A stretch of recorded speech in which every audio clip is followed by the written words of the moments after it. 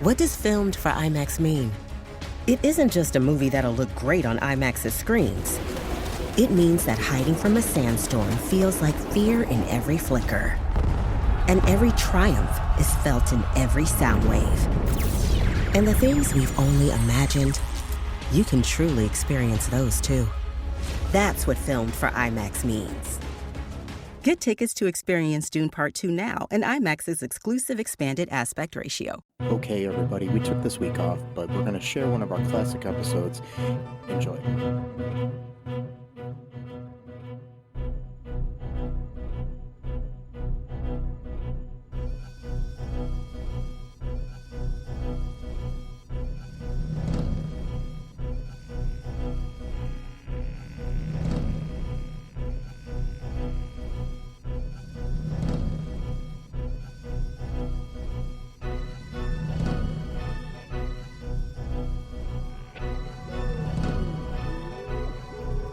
Are entering the world of Crisis on Infinite Films, brought to you by ALL2REELTOO podcast.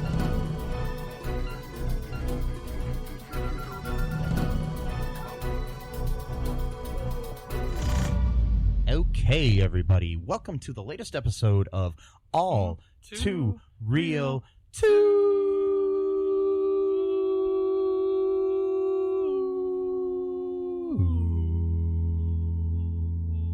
podcast. Anyways, my name is Michael E. Cullen II, and with me, as always, is my co-host Matthew Haas. And today we have a special guest for our latest episode on our series called Crisis on Infinite Films.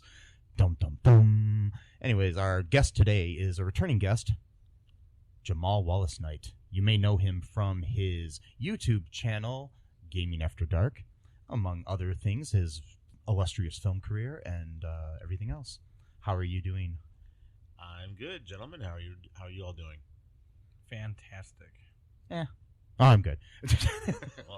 well, I hope so. All right. So, today we are covering a movie that Jamal brought to our attention.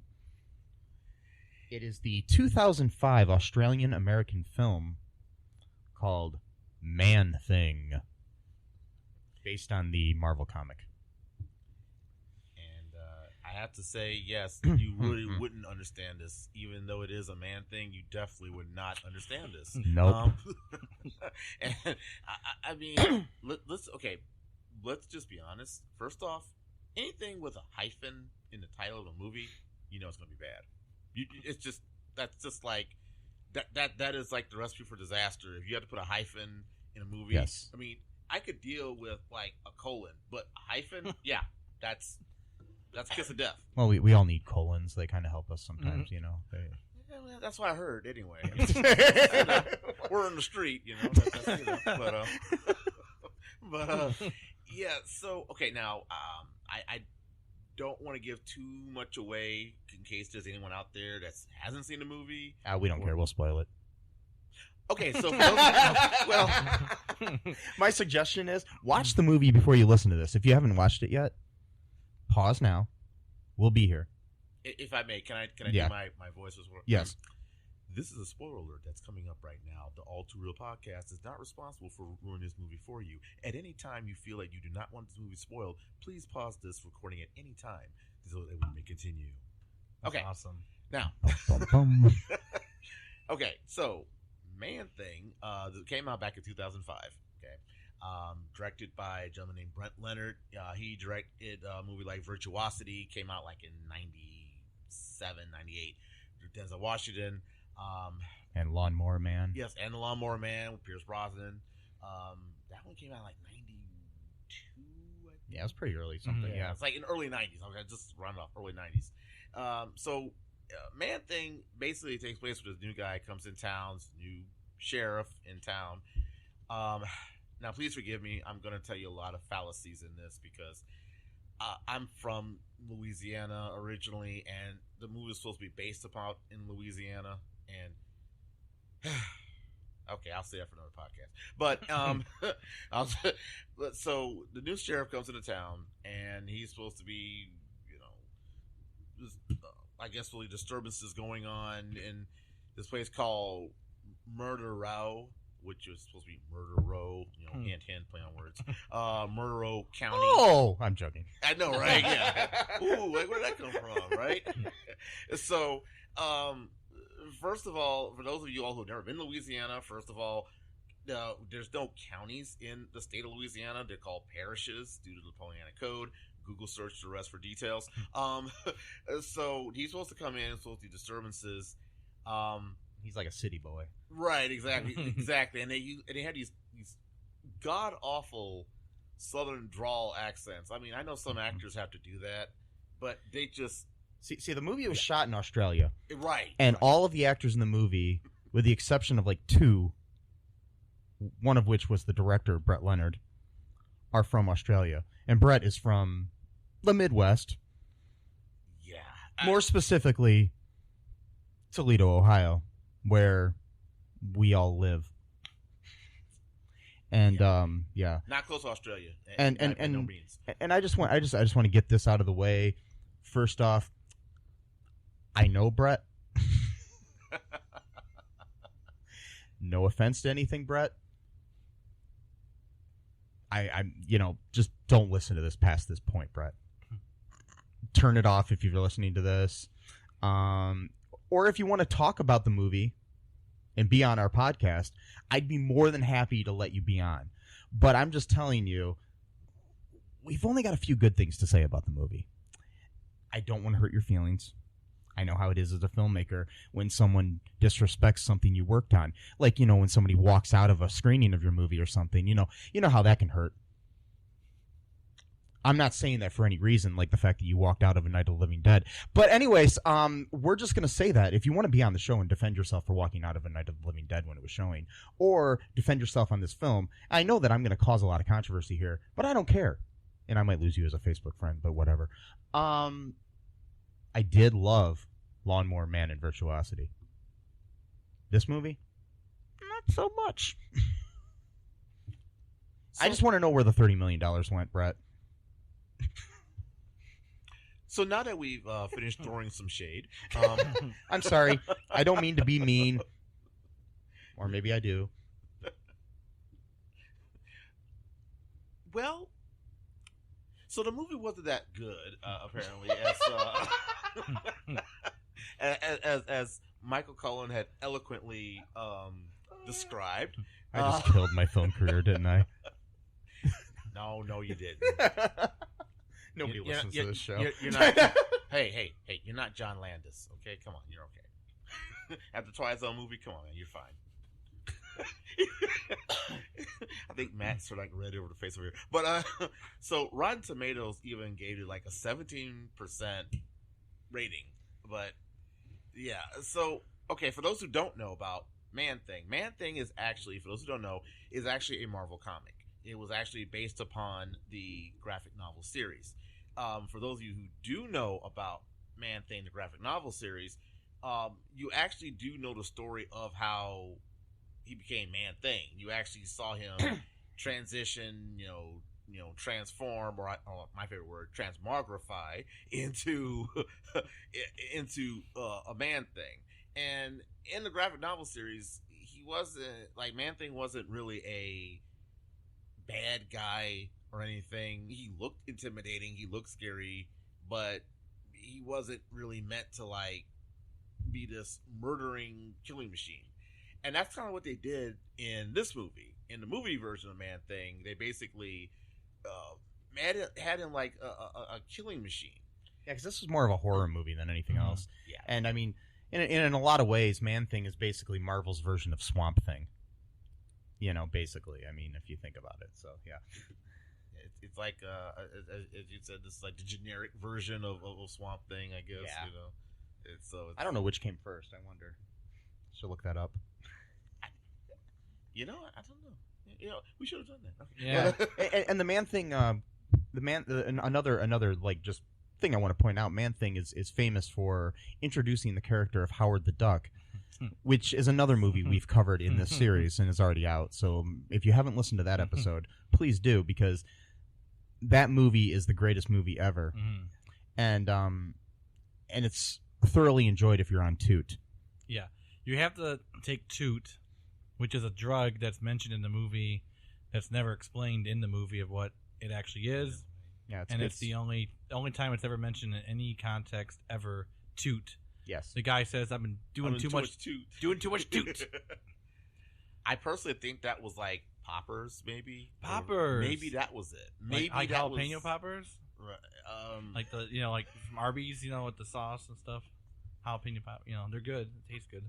Yeah, if you take too many of those, that'll mess up You take your too many of mind. them, it will mess up your stomach. Yeah, it will. Yeah, and then maybe make you hallucinate. kind of like how Homer who wasn't a Simpsons at one time. Those jalapeno peppers. Yeah. But No, I think I know poppers are like a thing. Yeah. Poppers. I used to have a bunny rabbit named Poppers. No, I didn't. I'm just making that up. What the heck? I'm lying. you just wanted to say anyway, that. yes. in this. That's all that was. Howard the Duck is the first MCU movie, well, no, I guess not MCU, but it's No, it was first Marvel comic based movie, and it's better than Endgame. So if you watch Endgame and then this back to back, and you come back not thinking that it's better than Endgame, then you don't really understand. I think you need to watch Man Thing and Howard the Duck, and that's better than all of the MCU put together. Yeah. Watch them at the same time if you can. Yeah, like two TVs, Yeah, have two them right TVs, next to each other, start them at the exact same Mhm. time, Simultaneously. and then turn the volume off on both of them. Yeah. And listen to Dark Side of the Moon. Mm-hmm. I don't know if it'll do anything, but I just want to find out if it will. So can you just do that? I don't feel like doing it. So Yeah. if you can do that, folks, and just let us know, Yeah, you definitely can send it to Michael and Matt. Yeah, you can email me at mike@cullenpark.com and just say, hey, make the subject line Dark Side of the Howard Man thing. Howard Man. Well, Okay, anyways, back to the plot. yeah. Well, see, that's the problem. See, there really wasn't much of a plot. Yeah.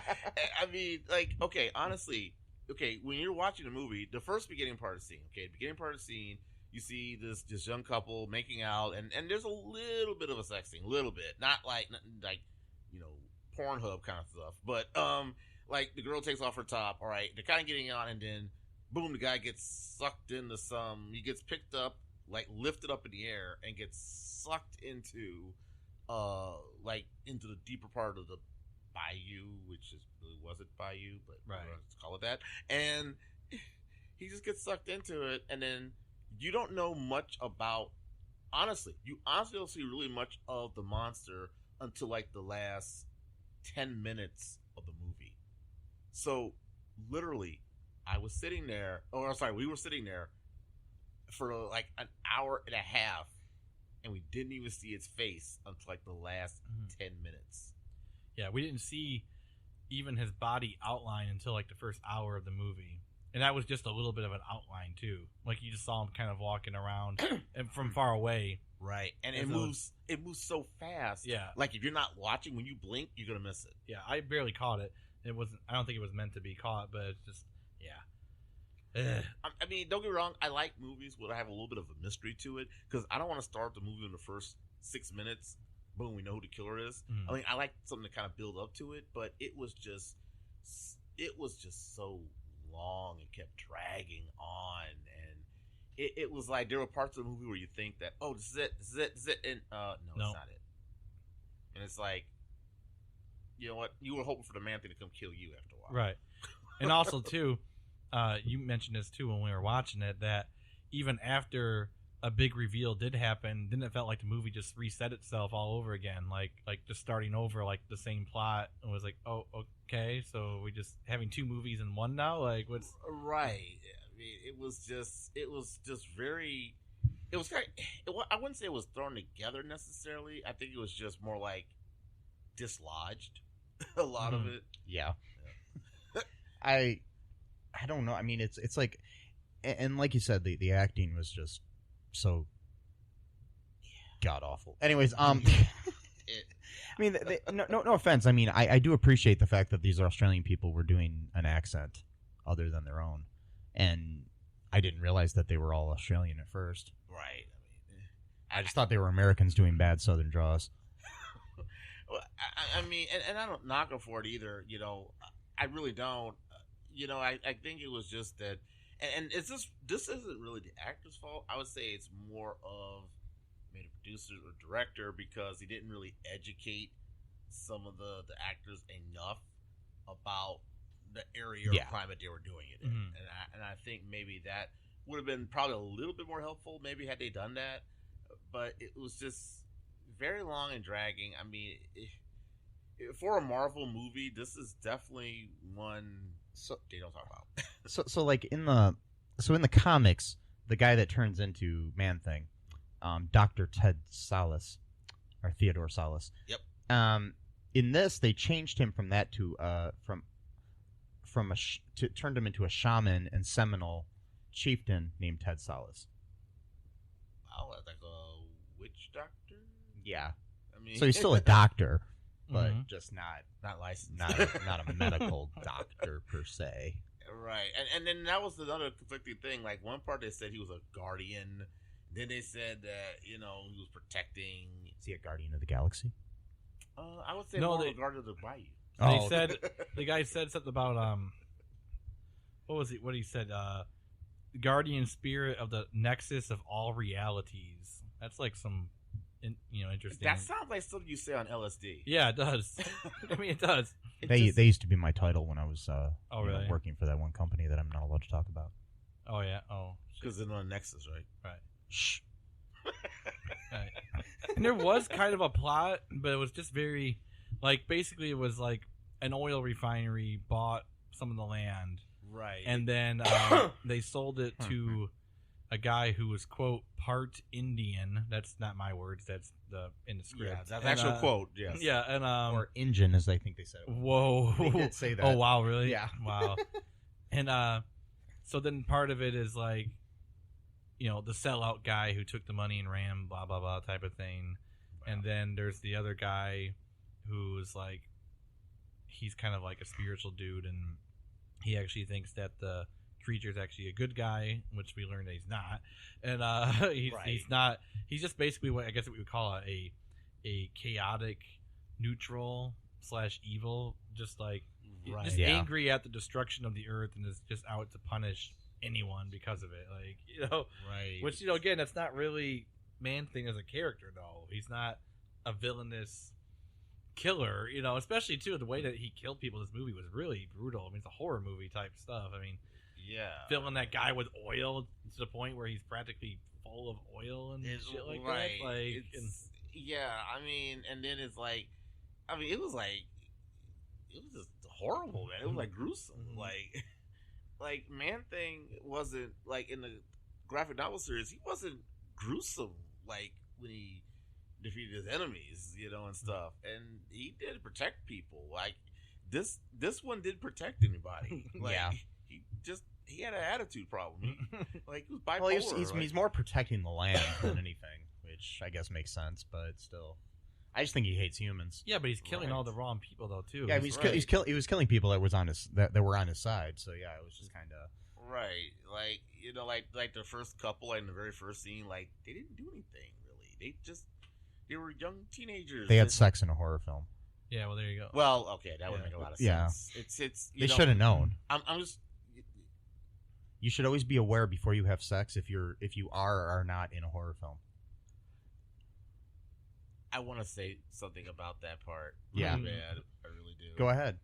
Well, I was going to just say, since there are no black people, and I'm saying that because I'm a black man. There was one black person in this whole movie, like the waitress at the. Oh, it's right. Yeah, that's right. That's right. And she did not die. No. Okay. She had one line. Yeah. In the movie, yeah, and she didn't die. Or something like, "What can I get you, honey?" Or something like that.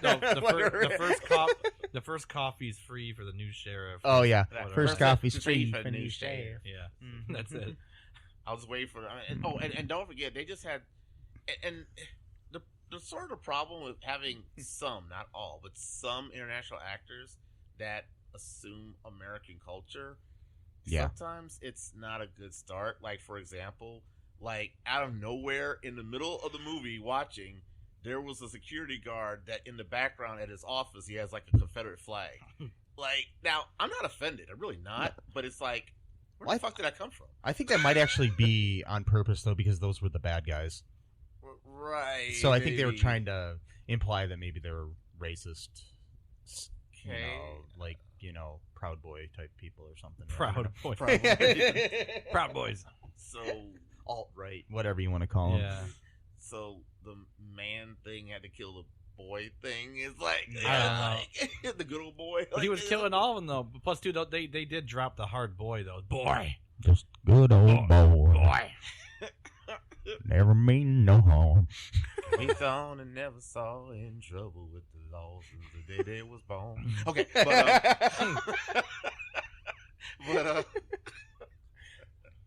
but you know, it was just so like displaced, like with it all. Yeah. And I don't know if you guys saw this, but the scene where the guy had the Confederate flag back there, Uh-huh. when they killed him, his body was stretched out. They still had the Confederate flag in the background. Yeah. It was just like tilted to the side. It was like a Dutch angle for the Confederate flag. Yeah, because that was that great value John Cena? Yes. Yes. Yes, it was. So yeah, there was this guy in this movie that just looked like a chubbier version of John Cena. Right, we have a lot of great values in this movie. Yeah.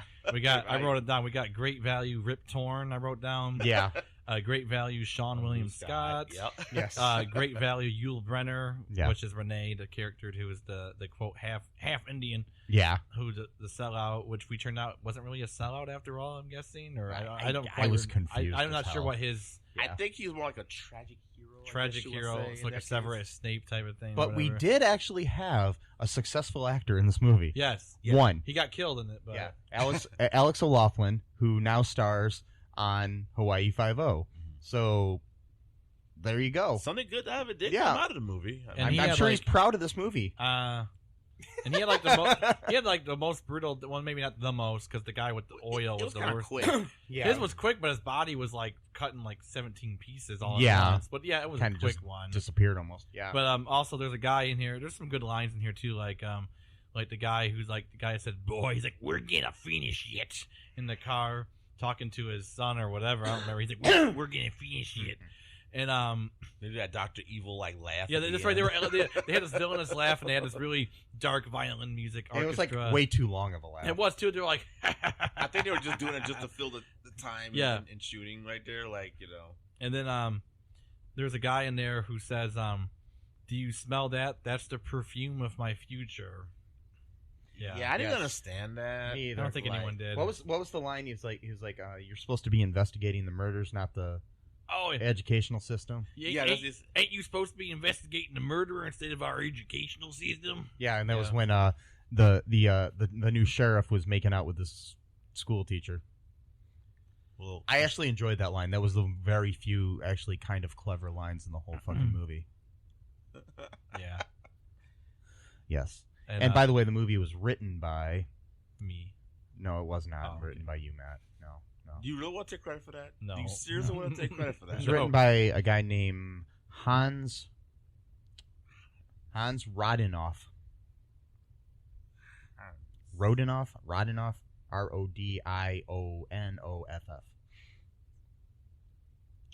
Nice. Mm-hmm. Sounds pretty German. Yeah, so, Yep. Ryer of the Kaiser. well, Eh. yeah. So I would say this. I'm gonna tell you this. Luckily and thankfully for those of you who still want to see the movie, you don't have to worry about going to the theater and being shamed by any of your friends. Okay, you can easily either digitally download this at home and just don't tell your friends about it because they'll probably shame you too. But regardless, you know, what was that like? Or you could buy it and then just post it on Facebook and tell all your friends Yeah, and be proud of yourself and your choices in life. that is an avenue you could always do. Yes. You know. Do you guys want to take a break really quick? Yeah, sure. Let's do that. For a word from our illustrious sponsors? You know, do you have anything you want to advertise, Jamal, while you're here before we go to our break? Okay, sure. I'd like to also advertise for those of you who would like to, if you're into video gaming or just like to watch like random people like myself say and do silly things, then you come to Gaming After Dark. You can check me out at mixer.com/Gaming After Dark. And we'll be right back. Hi, folks. This is Michael E. Cullen II from the podcast that you're listening to right now, along with Manager Matthew Haas. You got promoted? Yes. Damn it. Okay, anyways, folks, do you like the show Superstore? I don't know. I asked the folks and nobody's answering me. Because they're not here. Oh, but we love damn it. Yeah, we love it, though. Okay, folks, if you like it as much as we do, you're really going to like the Super Story podcast, which is a podcast where Matthew and I go episode by episode and give our little opinions and thoughts on it. Sometimes we have guests, sometimes we don't. Just depends on how we're feeling. Yeah. And, so if you like this podcast and like our little crazy banter, then you should definitely check this out. Or I might get sad. And when I get sad, it gets pretty sad. yeah, So I can't deal with him when he's sad. no one can really. So Yeah. So check out Super Story Podcast right here where you get this podcast, Super Story Podcast. You won't find a better quantum physicist than Dr. Graw Horatio. How do you do? I am Dr. Graw Horatio, a scientist. However, like many of us, he's useless without a good cup of coffee. Thanks to coffee, I can accomplish more in a week than a regular scientist can in a month, with just as many psychotic breakdowns. It's quite economical in the long run.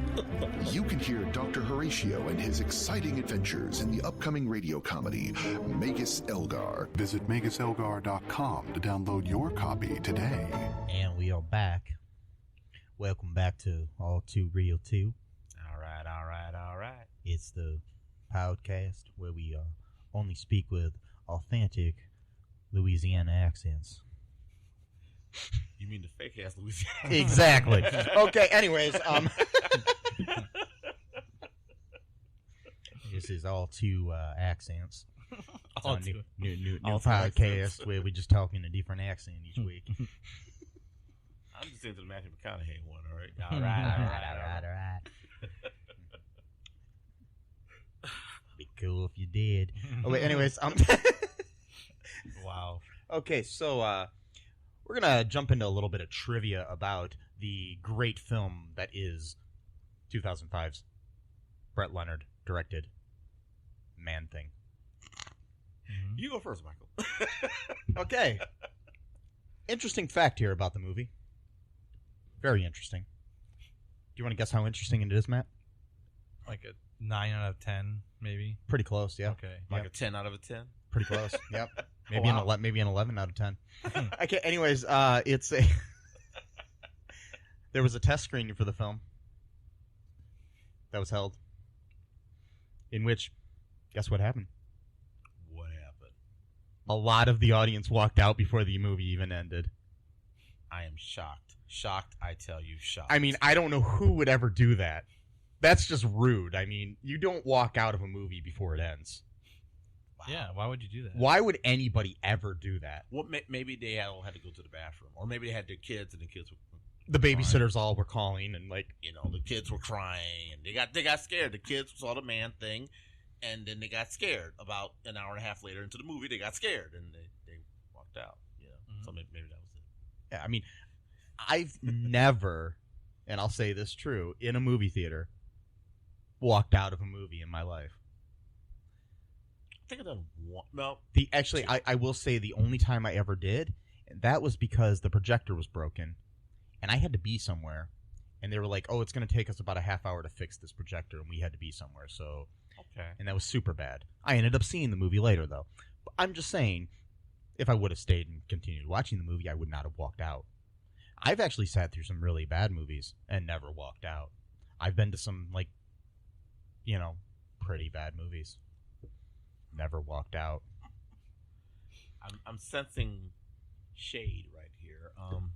Just kind of going on. No, a limb it's right pretty bright in this room. I don't know what you're talking about. Oh. I mean, I can turn the lights off if it's too dark. I do light in here if you want. Do you want it to be darker? I mean, Oh, what you trying to say? I'm joking. no. I'm joking. Totally joking. Anyways, so do you want to give us a little trivia fact here, Jamal? Yes, I would like to do that. Okay. So Yeah. So apparently the film had a budget, get this, for $30 million. Okay. Where did it go? Follow the money. And apparently out of $30 million, out of it was all said and done. Now this is worldwide sales, so we're talking DVDs, digital download, all that stuff. We're talking a gross of $1,123,136. Yeah, that is exactly how much it grossed. So it made a lot of money then, right? Well, for people like us, yeah. I mean, we had. Well, technically, it didn't make back its budget, so I don't think it really made any money. Well, but I mean, theoretically, I'm gonna use my theoretics. Yeah, it's like Dianetics, but just generic. So my theoretics is it's the Great Value Dianetics. It's called theoretics. Yes, by J. Wallace Knight, and $1,123,000. That's a lot of money. I mean, I could do quite a bit. I mean, I would knock out my student loans. That honestly, and still have enough money to buy myself a Coke. All right, so I'm just saying, or a Sam's Club cola, Sam's Choice cola. I'm sorry, yeah. If we're going with the great value theme, I'm just saying, all our Walmart products here. Well, everybody, Walmart is the greatest place on earth. Yeah. Okay. Speaking of great values, I just thought about something too. I guess you could think of that Confederate flag as like the great value American flag. Yeah, because it was very small. Okay. Being a person from the South, being someone that You're was a person? born. Well, I hope so. Oh, okay. I'm a man. Yeah. Thing. Well, A man. Being someone from the South, that most people when they have the Confederate flag, it's kind of a little bit larger than that. That looked like something they probably got off eBay. He's only partially racist. Yeah, that might be it. That might be it. He accepts Jewish people. He just doesn't like anybody else. Yes. We'll keep the Jews, but the blacks gotta go. Wow. We need more members. We're losing. We're losing our account. And those of you who hear my voice, please don't let that fool you. Yes, I am African American. I know I get that a lot in my voice. I've had it all my life. So yes, just don't let that fool you. There's no white guy named Jamal. I'm just saying, there isn't. But I think I just want to have a kid now, just to name him Jamal. Actually, no. I know that would be awesome. I actually do know a white guy named Jamal. Actually, one guy, one person. So, probably the one person rule, that means that I get to argue against your general point, which you're probably 99.9% accurate. But I found the one guy just to be an asshole. I don't know. You like those folks on Facebook. Yeah, exactly. Like, I found this one. I listened to a podcast, a Freakonomics podcast, last night. Freakonomics. It's a good podcast. Anyways, okay. They had an episode with this woman, and her name was Dr. Marijuana Pepsi. I can't remember her last name, but her name was Marijuana Pepsi is her first and middle name. Her mom named her that. Was she having marijuana and Pepsi? No, not that it's weird. She just said her it was and this woman just did her doctorate study on people with stereotypical black names and how they were treated.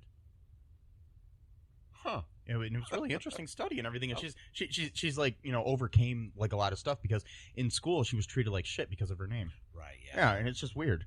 But I think her mom gave her that name just to see. And she had two sisters, and her sisters' names were Kim and Robin. And she gets Marijuana Pepsi. Well, I mean, and the guy interviewing asked her, he's like, do you just I don't want to get too personal, but do you drink Pepsi or partake of marijuana? And she's like, I've never smoked marijuana and I don't drink soda. It's just the weirdest thing. But anyways, so I suddenly started thinking about Gaylord Fokker from some reason. Yeah. I don't know why that just knocked off my mind. But okay, well that was one fact I had. Is okay. Now another trivia here. Although filming was originally intended to be done in New Orleans, budget realities forced production to be relocated to Australia. They were the first production to use the new Cornell Studios, and enlisted regional actors for virtually every role. Yeah, so this is what I understand. So you had $30 million, but you couldn't shoot in New Orleans. In 2005. Yeah, in 2005. When was Katrina? That was 2005. Well, it was 2005. Now the thing is, I don't know if that was. I wonder if that was a factor at all. That may have been. That may have been a factor because I know Katrina hit in August. It was in August. But my thing is why couldn't you film somewhere in the? I'm not saying that they have. They could have went to Florida at least. Yeah. I mean, you could have did something like in the Everglades. The very least you could have done. Let's go there. I mean, even pick Texas. Yeah. Or or even shoot it in California and just make your set there. I don't know. I mean, then you could at least get some actors from Louisiana with decent accents. Right. It's like, and I'll admit, in 2005, at that time, to be perfectly fair, the Hollywood industry in Louisiana was not booming as much then. Yeah, and plus this, and also the whole comic book thing wasn't. I mean, we had like the X-Men movies and Blade and stuff like that, but we didn't really have this is, I think we had like a Spider-Man movies. Yeah, but this was prior to Iron Man and stuff like that. So right. I mean, now we get them like every year compared to when back then we were getting like once or twice every 3 years. So I mean, I understand at the time the technology and as well as the location and some of the things that we have now in 2019, we're not all entirely there. That's true, but it's like there's like several different locations they could have like picked. Like, was there not enough southern states for you to go to? Like, maybe I don't know. Maybe they couldn't afford it somehow. I don't know. Yeah, after all, $30 million. I mean, hell, just the other day I had $30 million. I couldn't pay my bills. So I know. It's like I went to McDonald's the other day with $30 million, and I was like, "Hey, can I have a sausage McMuffin with cheese?" And they're like, "No, we need more money." Cop knockers. But I know. I just wanted a sausage. I was like, "Hey, I'm just gonna go home and make one." Exactly, man. That's what that's what Warren Buffett does. Mm-hmm. Seriously, I'm not making that up. He really does. Mm-hmm. So I mean. Yeah, so that just... He buys hamburgers, cheeseburgers from McDonald's and drinks cherry Coke. Yeah. And he also takes the coupons and pays for McDonald's with the coupons. So even though he's a billionaire, he still saves money from like his $2 purchases at McDonald's. Why not? Yeah. I would too. I mean, I wouldn't, but no. It seems like a lot of work, but... Well, hold on a second. Actually, you know what? I just found out something here. Okay, hold on a second. Yeah. So, actually, they could have filmed in New Orleans. Okay. Because, actually, the filming started in August of 2003. So, they actually did from August of 2003, late August, until late October of 2003. Yeah. And that was before Katrina. That was 2 years. Yes, that was 2 years. Yeah. Okay. Because Katrina happened in August of 2005. Okay. And they were shooting in August of 2003. So, yes, they could have definitely had filmed then. So, nice. Yeah. So, that, again. So, that had nothing to do with it. Yep. So, we could definitely debunk that. I just don't know why it would have cost more than $30 million to film this movie in New Orleans. Right. Exactly. I mean... the NCIS is not even budgeted that much, and they film all the time. So it's like, and it looks better than this. Anyways, much better. So,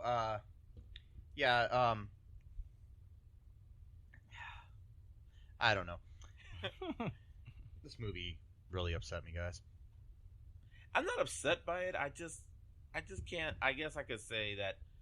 One of the fallacies in it was just so inaccurate. I mean, I understand if you're not from a certain location or if you don't know a particular culture, you're not going to be 100% accurate. I mean, okay, that's a given. But there are thousands of resources. I mean, even in 2005, or in this case, 2003, they had resources. Even we had the internet then. Okay, come on. I'd really want to cover the movie Kiss Toledo Goodbye starring, what's his name? Michael Rappaport. and Christopher Walken. Takes place in Toledo. It was written by somebody from Toledo. I never heard of it. Yeah. Totally not Toledo. Totally. Everything wrong. Nothing looks like Toledo. Was it even the skyline that they show in the movie was is not it even Toledo. Filmed here? No. Oh. It totally wasn't filmed here. They didn't attempt to get anything right. The only thing that they got right is I think somebody's reading the Toledo Blade at some point. Oh. It's just so wrong. It's even more inaccurate to Toledo than Melissa and Joey was. The TV series that took place in Toledo, starring Melissa Joan Hart and Joey Lawrence. That was it? That was supposed to be here? Yeah, it was supposed to take place in Toledo. She was a I liked it city when she- council person from Toledo. I liked it when she was Clarissa, personally. Yeah, but she explained it all. She did. But she didn't explain it all. That's why it wasn't accurate, because she didn't Yeah. explain it. They might be bringing that back, I hear. So, yeah. Whoa. She's a little crazy, though. Whoa. Whoa. Whoa. Whoa. Oh, God. No, not Melissa and Joey. They might be bringing back Clarissa in a reboot. Anyways, do you guys want to take another break and then come back with some reviews of the movie from some people on the Internet Movie Database that I can read? From some people, yeah. Some people, sure. That sounds interesting. Not all the people. No, because we'd be here like for days if every review ever written Yes. was read. But what if it was blue? No. I have no idea what that meant. I don't know you. I'm trying to figure that out. I'm just going to let them talk. And then You made me figure it space out with that. I was like, what is that even talking about? You said red, and I I just said spaced blue. out right now. Like I'm high for some reason. I'm not sure why. It's really, really weird. How many fingers am I holding up? I want the listeners at home to guess. 30,000. You were close. Okay. Okay, and we'll be right back. Hey, folks, this is Michael E. Cullen II from the podcast that you're listening to right now, along with Matthew Haas. We just wanted to tell you about our great podcast Super. called Super. It's called All Too Real. And on that show, what do we do, Matt?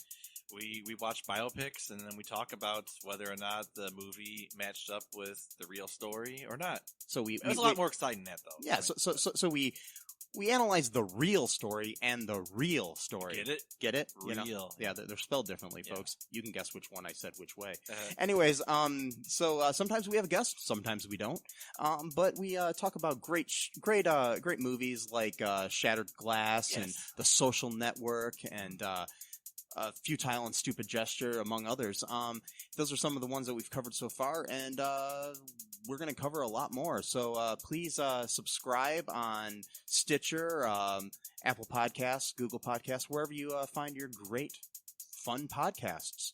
And be sure to share it with your friends. Do it. Do it. Do it. And make sure you're not afraid to get all too real. Bye-bye. Okay, everybody. We be back. How y'all doing? I'm sorry. How you doing there, Matt? You okay? You're not dying I over told there? you like I was like spaced out like I'm high and I'm coughing now, so you know Don't be coughing. I'm not really high, guys. Don't do drugs. You okay over there? I don't do my drugs. my little friend. I'm tolerable. Well, everybody good? Mm, Ready for me to read some reviews here? yeah. I'll read one right now.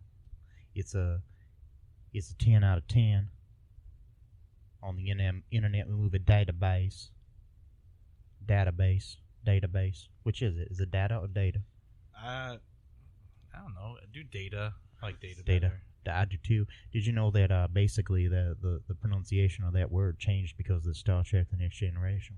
Are you serious? Yeah. Yeah. Prior to that, it was actually data. Huh. And then they called the character Data. That's I'm going to stop using this accent here in a second. really interesting. Okay, so here is a review from somebody named Buddish. Buddish? Buttish. Okay. Okay. We'll roll with it. Or is it Budish? I don't know. I mean, I Budish? Buddish? Anyways, this was from June 19th of 2005. It's a 10 out of 10. The headline for it is, "Why can't people just enjoy an entertaining movie?" ? I am truly confused as to why so many people hated this movie. I found it to be one of the funnest, not a word, and most unpretentious movies I've seen in a long time. It certainly beats any movie I've seen thus far this summer, especially Batman Begins. Wait, what? Yeah. What? What is wrong with him? Hold on.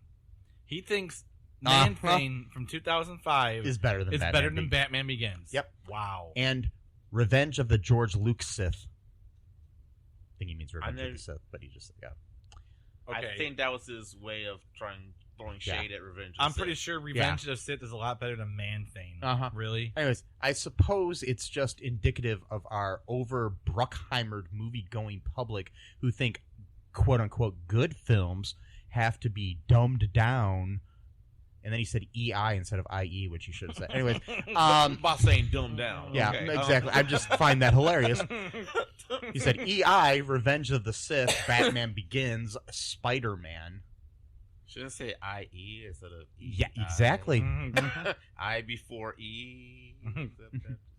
It says where the character's quality is sacrificed just so they can explain all emotions and actions they are doing, and actual tension, excitement, and pacing. It was. I'm sorry, I had to yell because that was all capitals.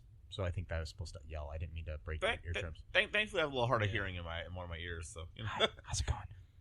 Stop it. And pacing are replaced by outrageously fake, really fast, very vague, and overdone special effects that have no subtlety whatsoever. Why can't people just enjoy movies like Man-Thing, Sky Captain, or Constantine? That's because those movies suck. Constantine was okay. Anyways, not that anyone should consider them along the lines of classic films. Again, EI instead of IE.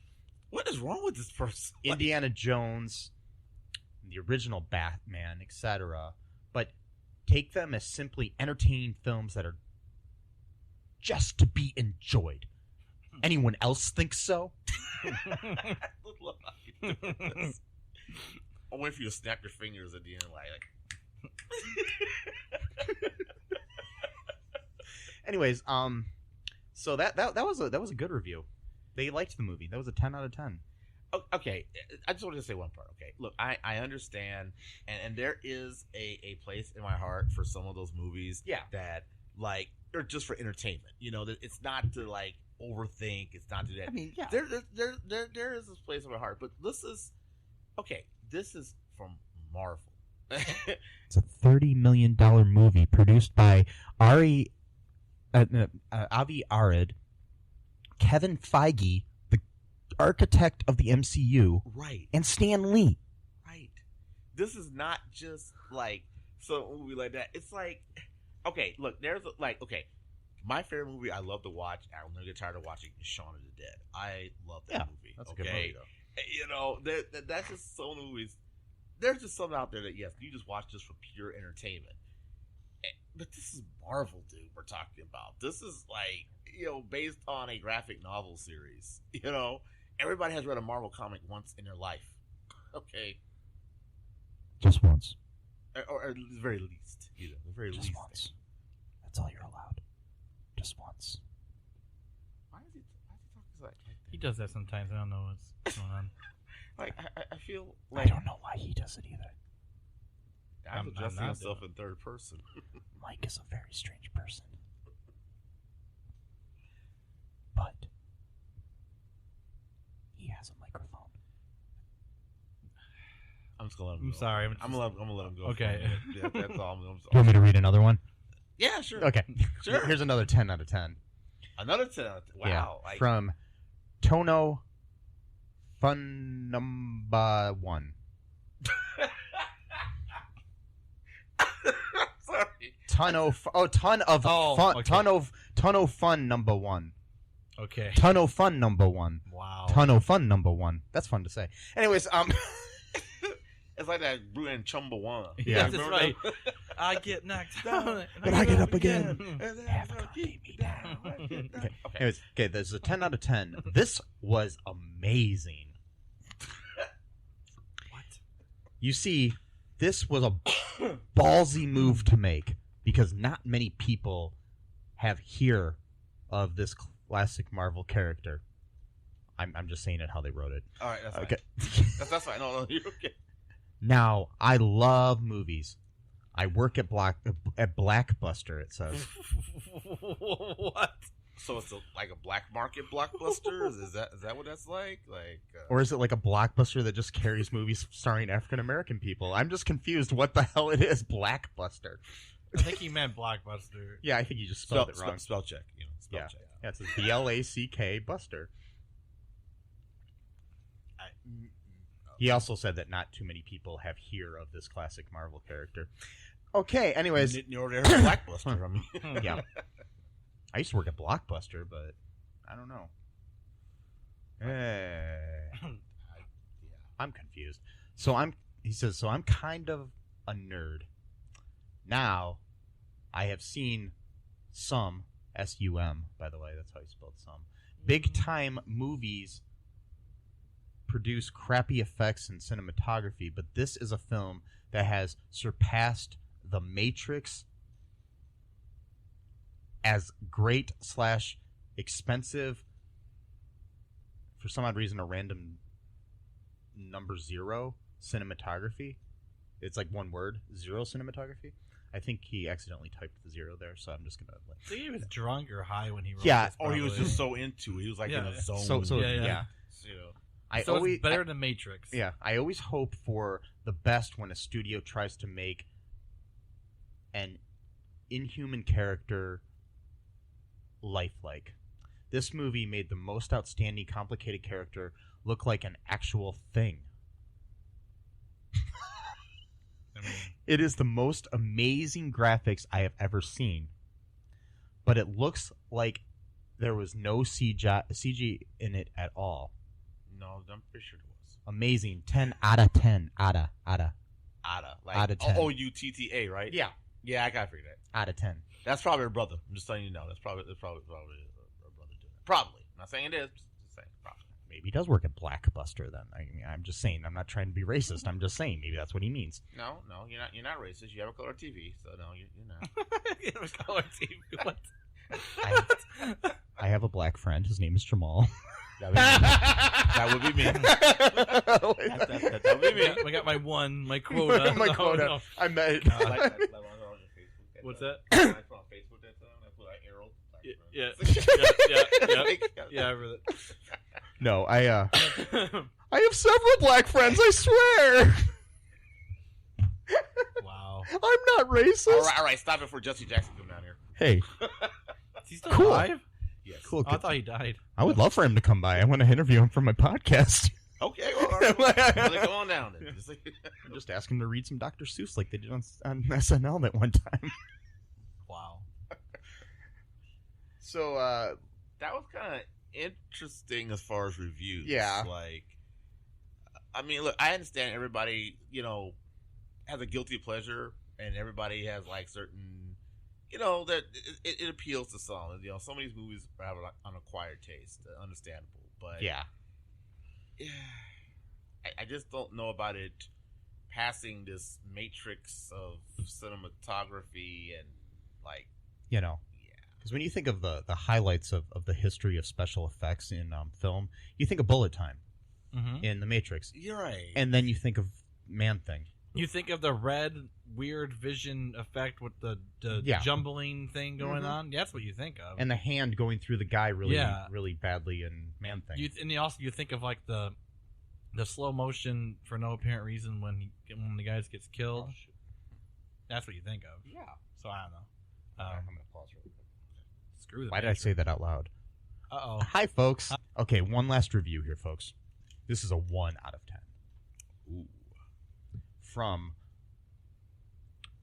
user Val hyphen has a hyphen in it. Hyphen. Oh, so that's bad. See, Yeah. that's why I got the one review. I told you. Val hyphen 120.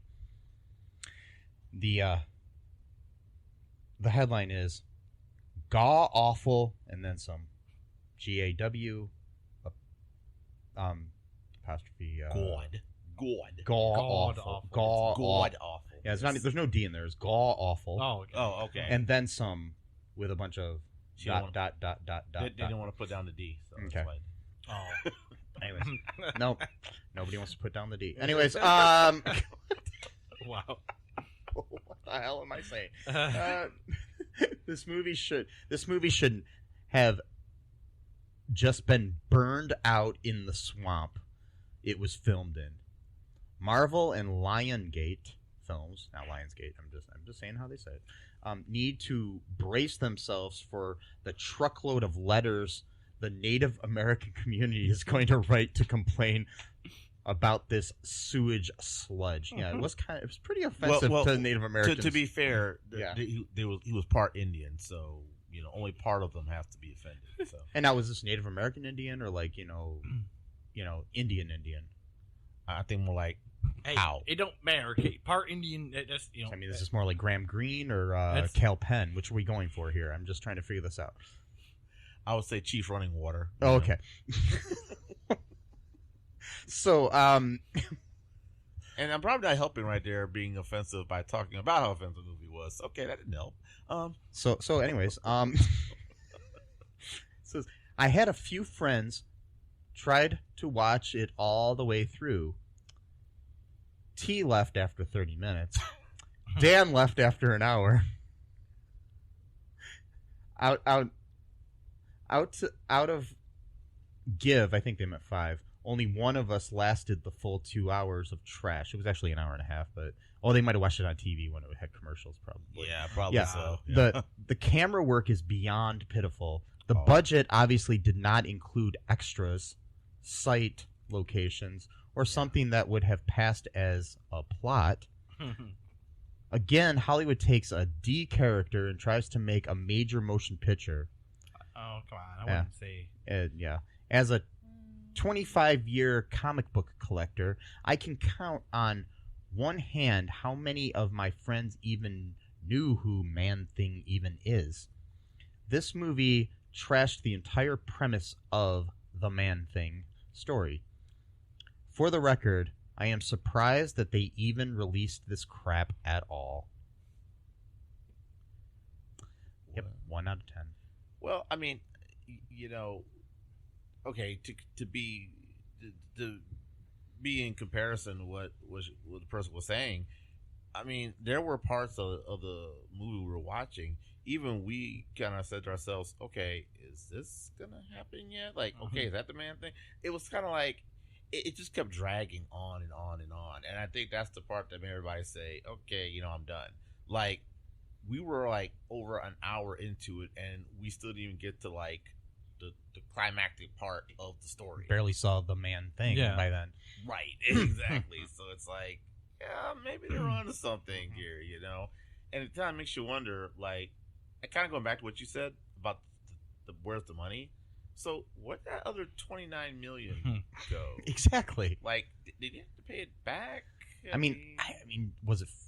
It was probably all filmed on celluloid, so maybe it was for film as opposed to digital. I don't know, because 2005 was kind of that transition period, but still. But it's just the fact of that money. It's like, dude, like, if there were any investors involved, they probably aren't going to be too happy. Right. No. Wow. I mean, this was like a part of a handful of movies that Lionsgate had gotten the rights to. They got the rights to like Punisher and stuff like that at that time. I mean, because this was before this was like when the deal went through. It was before the sale of Marvel to Disney. So yeah. And now I am going to take this moment. I will say on a positive note about the movie. Okay, I know I've said some not so nice things, but a positive thing is that this was, once again, as we all had just said, 2005. This is when it was in its infancy of us bringing MCU to the big screen. And you can't really compare this to like, Iron Man or Ant-Man or anything, I mean, now if that movie came out now, yeah, it would be horrible. Like, they would have made it like a billion times better than now. And maybe actually had a plot that made sense. Better actors. Well, not better actors. I should say better locations, I should say, better film locations, but or all the background's done in CGI and made it look exactly like but anyways, so Matt, would you suggest anybody watching this movie, or if this was being shown in a theater, would this be the type of thing that you would walk out on? Yeah, probably. I'd walk out on it. I mean, I don't really walk out on movies, but like, it's kind of like what the whole thing with Mark Maron said. Like, I don't want to die. It's not how I want to die watching this movie, type of thing. Yeah. So you gotta make like if I'm like 45 minutes in and I've already finished off my candy, and then there's really nothing to occupy me, I'm gonna bounce, and I'm gonna go to an actual literal trampoline and bounce afterwards. So to kind of get out the energy from having to sit down and watch it. And I normally don't. I normally don't ever walk out on anything, but if I'm not getting anything out of it at all, like you're saying before, like there's some movies that are bad that you like the fact that they're bad, and so you can make fun of it. This is just like one of those things, almost like a toothache. It's like a pain that's just there's nothing good comes out of it. Like except for the guy that's in Hawaii 5-0, he's good. That guy came out of this. He came out of it. Well, he came out of it with in 14 pieces, not one piece, but he was able to put himself back together and find a career afterwards. Right, he was. Yes, he was. So his career didn't fall to pieces. So. But no, I would not recommend this to anyone watching to watch it, because again, it's like,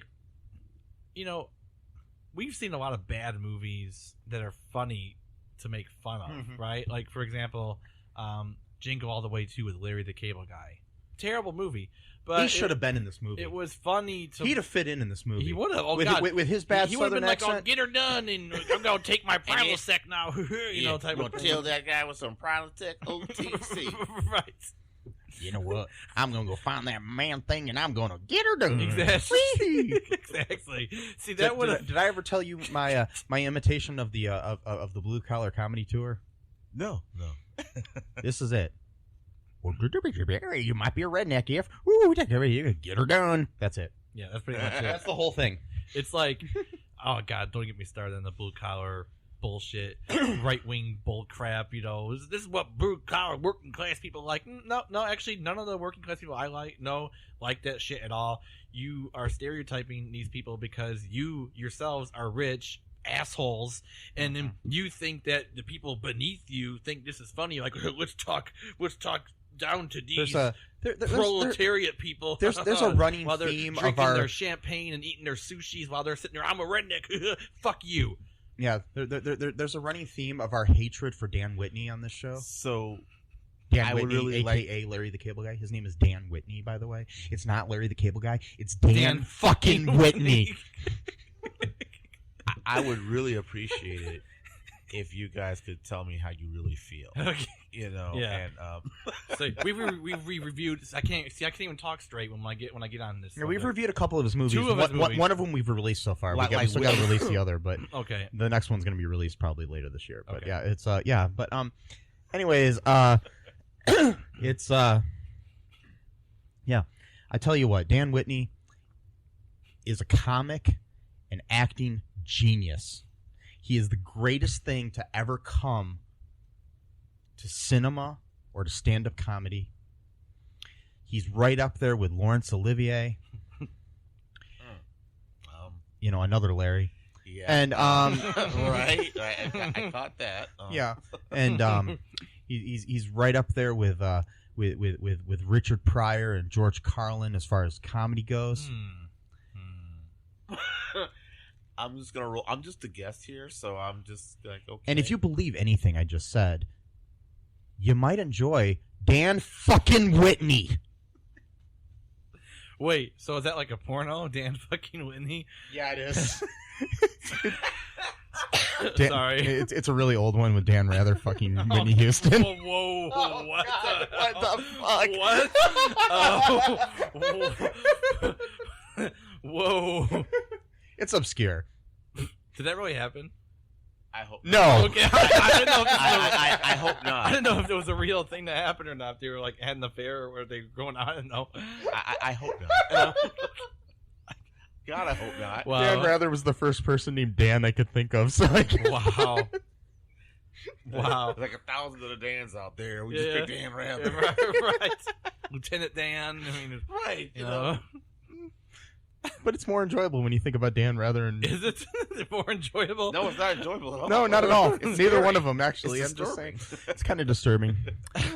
I think I need help. So, Jamal, Yes. would you recommend anybody watch this movie, or if they were in a theater and it was showing, would you suggest that they just walk out rudely in a huff? I would say this. Walking out of a movie theater, yes. Because, here's the thing. If you had spent your money, now your gas, or in some cases your Uber ride, or whatever you had to do to get to the movie theater and spend the money to go see the movie, and then get popcorn and snacks and see it and to be that much of a disaster, yeah, I would walk out. However, now I will say this. If you decide to watch this movie at home, and you just want to just watch something just for the hell of it, you're not trying to like overthink, you're not trying to get into the deep storyline just to watch it, then by all means do it. Okay? Folks that are like fans of like Mystery Science Theater 3000 would love something like this to do at home. Which sadly got canceled recently. Yes, I did see that. I'm sad. I know, right? It's like, well, they might have it on DVD. You can like buy it on season on DVD. But well, they still have it on there. It just got canceled. They're not going to make more. It make Mikey sad. But that would be my suggestion. Would be like, look, you stay at home, watch it. Like, you just want some friends over, just somebody over, just to laugh at something ridiculous. Then, yeah, go for that reason. It's one of those that are horrible in movie theaters, but great on DVD or even on TV. Okay, so I mean, if Sharknado can do it, then you can do that. Another sci-fi classic. I know, right? So, my feeling on it is, if I was in a movie theater and this was showing, I would stick it out. Okay. And then right after it was over, I would jet. And by that, I mean I'd get on a jet plane, go as far away from the fucking theater as I could, and try to forget that I saw this piece of shit. So, you're a little on the fence about what you would do. No. I think I actually know what I'd do. I'd get on that jet plane, go hang out with my friend Dan Whitney. Dan fucking Whitney? Dan fucking Whitney. Yes, that Dan Whitney. Okay. And we'd go get some stuff done, and maybe make a better movie than this together. See, I think that's actually one of the things I want to do in my life. One of the challenges. If you happen to be listening to this, Larry the Cable Guy, a.k.a. Dan Whitney, one day we're going to make a movie together, you and I. Say that now. And it's going to be the greatest romantic comedy ever made. What's it going to be called? It's going to be called Dan fucking Whitney. Larry's going to play a guy named Dan. And then I'm going to cast Whitney Cummings. Oh, wow. Is that, She's a stand-up comic. I know, is that a double meaning right there? I don't know. I'm just going to say. Well, it is Dan fucking Whitney. So. That's what I was saying. Yeah, that's the only other Whitney I could think of besides Whitney Houston, who's sadly not with us anymore. Right, so, right. I'm just saying. See, she would make the movie tolerable. Yes. Because, you know, she's actually funny. Yeah, for her presence in there. She might be able to carry his weight. No pun intended. Metaphorically speaking, yes. That's no pun intended. Yeah. Yeah. And which, you know, I have his bag of Prilosec. I have no room to talk because I'm a big guy myself, but I at least don't go, I'm gonna grab my Prilosec and eat my 16 ears of cord and 5,000 baby back ribs and double cheeseburger and a catfish sandwich with 5,000 pounds of hot sauce on it because I eat like a fucking idiot. I'm hungry now. Yeah, me too. I'm sorry, guys. I get really angry when I talk about this guy. I know I usually try to keep low key. I try to be the calm one of the group. When did that start? Yeah, exactly. I mean, I'm a guest, and I know that. Like, seriously, I'm a guest. You know, I try to project that image, you know, of being the collected one, you know, but just, you know, when I think calm, cool, and collected. Yeah. I think Matthew Haas. Yeah. And I think, and when I think smart and intelligent humor, I think Dan fucking Whitney. Mm-hmm. Yep. Yeah. Okay, the second part was definitely sarcastic right there. Right. The thing is, though, this is all projection because, like, this is all just projecting an image because I meditate every fucking day, Mike, okay? Every fucking day. Fucking know that, man. I pray every day. I mean, I don't really pray, but you you meditate every fucking day. You listen to that. I meditate every fucking day. I pray every fucking day. I pray every fucking day. I practice mindfulness every fucking day, okay? You fucking are here right now. Yeah, that's how fucking mindful you are. Yes, You're right I'm here. right fucking here, mindful as shit. Okay. We're all fucking here, man. Right. We're all right the fuck here. Here. You hear that, bitch? I'm just trying to see what the other person was. I don't know what I'm talking about. I'm just like, yeah, whatever. So anyways, do we want to, close up the shop? This isn't a shop. Wait, I don't know. you're doing the superstore. No, are we like, No, I'm just trying to say. No, I was going to say close up shop. Were you gonna like walk up there and take the sign that goes like from it says open, turn around, say closed? Yes. Is that what you're gonna like? No, do? I'm going to. I'm saying, end the podcast. Oh, sure. Sure. We'll end it with some. Do you got any words of wisdom or anything you want to say, Jamal, before you leave us today? I would say for those of you who are filmmakers out there, choose wisely and don't blow $30 million. Like, yeah, just don't do that. That's not cool. It just isn't. And if you're producers out there who have $30 million, you might want to give it to Jamal, Matt, and I. I mean, we could probably make something better than this. I could build a music studio, record every day. We could cool make tracks. like 5 or 6 movies with the cost of this movie. Wow. Yeah. That would be good. You can get a couple, I could make with that money. I could make my Dan fucking Whitney movie and make it good. Why don't I have $30 million? It just happens sometimes. Why? Yeah. Maybe we need to make Man Thing 2 with Dan Whitney in it. Sure. Can We'll have he be Dan in the Whitney. movie? He could be the Man Thing. Yes. And he does cracks little jokes as He's about to kill someone. He's like, you know what I said? Get her done. I just got her done. Bunch of stuff. Don't hurt my swamp. I gotta get her done. A bunch of stuff's oozing out of his mouth. Oh, I forgot to take my Prilosec. So stupid. Right.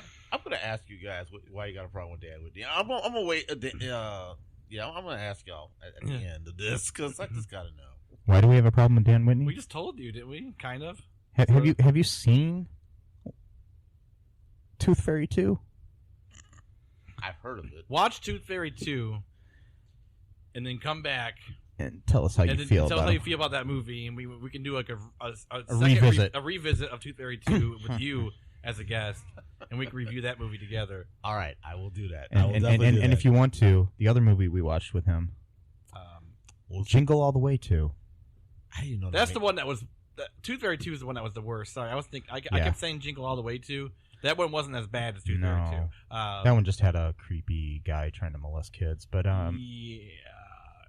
I'm not sure if I want to watch that now. Well, he wasn't really. It was more. It's kind of implied. He said that he was a purveyor of childhood fantasies, if I remember that correctly. He worked at a toy store. And the way he said it. But he said it in creepy. a weird way. In a. Okay, Jamal. No, I get it. I get it. What I'm saying is we're not doing it justice. We're making you not see. Okay, so he said it in a empty warehouse at night, broke in.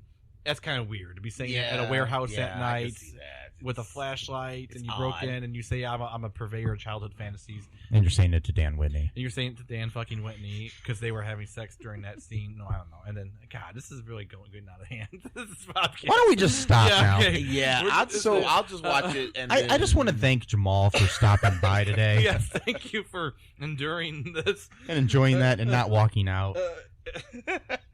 Yeah, I kind of couldn't, we were kind of recording, so. You could have. Yeah, but it'd be like, where's Jamal? Like, but you know what? When people walk out of things, you know what that is?